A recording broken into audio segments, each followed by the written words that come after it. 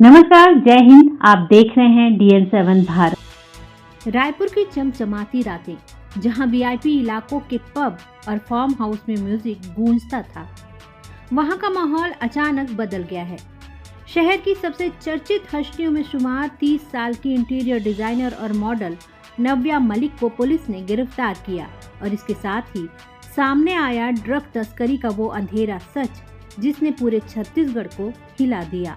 नव्या, जो fashion show और night पार्टियों में अक्सर दिखती थी, शुरुआत में नशे की शिकार हुई, लेकिन धीरे धीरे उसने इसे कमाई का जरिया बना लिया। दिल्ली और मुंबई से ड्रग्स मंगवाना, फिर रायपुर और आसपास के जिलों तक सप्लाई करना, ये उसका रोज का खेल बन गया। उसकी लाइफस्टाइल और ग्लैमरस नेटवर्क ने उसे छिपने की जगह भी दी और बड़े ग्राहकों तक पहुंच भी। पुलिस ने ऑपरेशन निश्चय के तहत नव्या को मुंबई में दबोचा। उसके साथ 4 पैडलर विधि अग्रवाल, ऋषिराज टंडन, सोहेल खान और जुनैद अख्तर भी पकड़े गए। विधि और ऋषिराज, जो इवेंट मैनेजर थे, शहर की हाई प्रोफाइल पार्टियों का इंतजाम करते और वहीं ड्रग्स सप्लाई करते। अब तक कुल 9 गिरफ्तारियां हो चुकी हैं और पुलिस का कहना है कि ये तो बस शुरुआत है। पिछले कुछ महीनों से लगातार गांजे के ऊपर कार्रवाइयां चल रही थी। इंटरस्टेट बॉर्डर से जो आ रहे थे गांजे, उसमें से अधिकांश बाहर जा रहे थे। तो एक ऐसी ऑपरेशन की आवश्यकता महसूस हो रही थी जो गलियों में, मोहल्लों में जो छोटे छोटे पेडलर्स जो बेच रहे हैं, जिससे यूथ जो एडिक्टेड हो रहा है और अपराध कर रहा है, उस पर कार्रवाई की जाए। उसी के अंतर्गत कल करीब 250 जगहों पर रेड किया गया।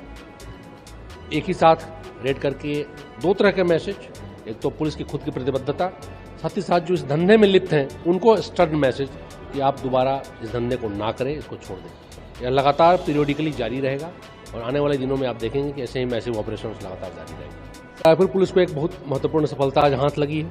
जो छत्तीसगढ़ का हीरोइन का जो नेटवर्क का मुखिया था, रुपिंदर सिंह, उसे, उसके 4 साथियों को, नौशाद, मोहम्मद और अरबाज, जो कि क्रमशः बिलासपुर, रायपुर, धमतरी, तौसीफ भी पकड़ा गया। ये 4 लोग जो यहाँ का ऑपरेशन संभालते थे। साथ ही साथ रुपिंदर की माँ को, जिनके अकाउंट के माध्यम से पूरा लेन देन होता था और जो प्रोसीड्स जनरेट होते थे उनका इन्वेस्टमेंट भी होता था, उन सबको गिरफ्तार किया। यह काफ़ी महत्वपूर्ण सफलता मानूंगा मैं, इसलिए चूंकि रुपिंदर के जाने से और उसके नेटवर्क के जो 50 लोग पहले ही जेल जा चुके हैं, उनके जाने से फिलहाल के लिए रायपुर और आसपास के जिलों में हीरोइन का जो नेटवर्क था वो पूरी तरह ध्वस्त हो चुका है। नव्या के पास 2 मोबाइल फोन थे, जिसमें से एक ही पुलिस बरामद कर पाई है। इस मोबाइल फोन से मिले डेटा ने पुलिस को चौंका दिया। व्हाट्सएप चैट और बैंक ट्रांजैक्शन से सामने आया कि उसके 600 से अधिक ग्राहक थे, जिनमें कारोबारी घरानों के बेटे, कॉलेज छात्र और कुछ युवा राजनीतिक नेता भी शामिल थे। कॉल हिस्ट्री में 350 से ज्यादा नाम निकले और यही वजह है कि अब हर दिन नए खुलासे की उम्मीद की जा रही है। कुछ सूत्र बताते हैं कि नव्या का नेटवर्क सिर्फ दिल्ली मुंबई तक नहीं, बल्कि पंजाब के रास्ते पाकिस्तान से जुड़े तस्करों से भी हो सकता है। हालांकि पुलिस ने इस बारे में कोई ठोस सबूत अब तक सार्वजनिक नहीं किया है, लेकिन जांच की दिशा साफ है।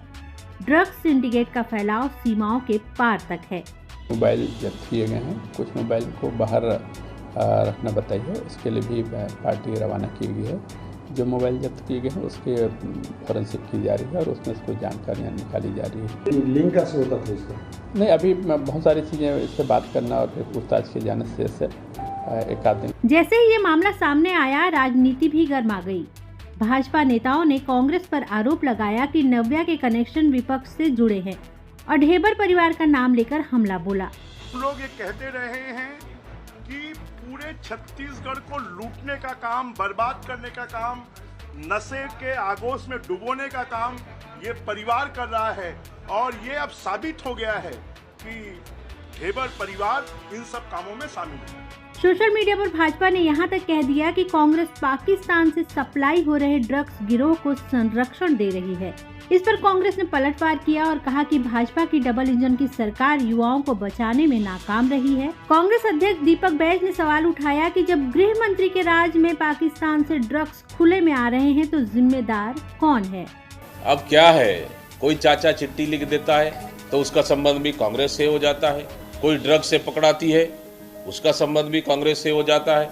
कल के दिन ये ना बोले कि छत्तीसगढ़ में आपदा आया, उसका संबंध भी कांग्रेस से है। मतलब भारतीय जनता पार्टी आखिर कहना क्या चाहती है? आप सरकार चला रहे हैं या फिर क्या चला रहे हैं आप? अगर सरकार नहीं संभल रही है आपसे तो आपको छोड़ देना चाहिए, लेकिन इस तरह के आरोप लगाकर अपनी जिम्मेदारियों से आप नहीं बच सकते। भला गजब है भाई, केंद्र में आपकी सरकार, राज्य में आपकी सरकार, डबल इंजन की सरकार, और ड्रग्स खुलेआम बिक रहा है, पाकिस्तान से ड्रग्स आ रहा है, भारत दो सीमाओं को पार कर, और फिर भी सरकार कह रही है कि कांग्रेस जिम्मेदार है। मतलब आप छत्तीसगढ़ के युवाओं को कुल मिलाकर आपको बर्बाद करना है, ताकि ड्रग्स इस तरह से युवाओं को जहर घोलना है ताकि नौकरी और रोजगार मांग न सके। और उसके बाद कांग्रेस के ऊपर आरोप, सरकार आप चला रहे हैं केंद्र में तीसरी बार। इस मामले में पुलिस सिर्फ ड्रग्स तस्करी तक सीमित नहीं रहना चाहती। डिजिटल साक्ष्यों से संकेत मिले कि नव्या और उसका गिरोह ब्लैकमेलिंग और हनी ट्रैप के धंधे में भी शामिल था। अगर ये सच साबित होता है तो आने वाले दिनों में नई FIR दर्ज हो सकती है और कई रसूखदार नामों पर आंच आ सकती है। नव्या मलिक की गिरफ्तारी सिर्फ एक आपराधिक कार्रवाई नहीं है, ये उस काले सच की परतें खोल रही हैं जिसमें समाज का एक हिस्सा ग्लैमर, पार्टी और हाई प्रोफाइल नेटवर्क के लालच में नशे की दलदल में फंस चुका है। सवाल ये है कि क्या पुलिस और प्रशासन इस पूरे जाल को तोड़ पाएंगे या फिर राजनीतिक आरोप प्रत्यारोप की भेंट चढ़कर मामला धीरे धीरे ठंडा पड़ जाएगा। रायपुर की गलियों से लेकर विधानसभा तक इस केस ने हलचल मचा दी है, लेकिन असली चुनौती ये है कि क्या इस बहाने समाज और सरकार मिलकर युवाओं को नशे से बचाने के ठोस पहल करेंगे या फिर ये मामला भी कई और कांडों की तरह सुर्खियों में रहकर धीरे धीरे भुला दिया जाएगा। आपको हमारा चैनल कैसा लगा, हमें अपनी राय कमेंट सेक्शन में ज़रूर बताइएगा।